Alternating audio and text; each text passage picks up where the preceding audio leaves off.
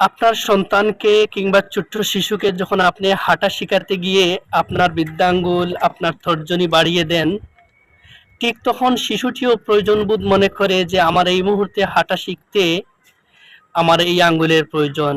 সে এই আঙ্গুলটা আঁকড়ে ধরে তার হাঁটা শিখতে সাহায্য অনুভব করে।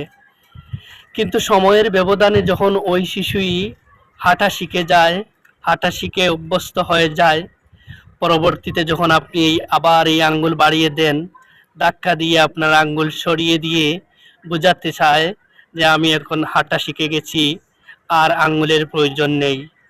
আমাদের সমাজের কিছু লোক, কিছু মানুষের ঠিক একই অভ্যাস, একই কালচার। সময়ের প্রয়োজনে আপনাকে আঁকড়ে ধরবে, সময় ফুরালে আপনাকে ধাক্কা দিয়ে ফেলে বুঝিয়ে দেয় এই মুহূর্তে আর কোনো প্রয়োজন নেই আপনার।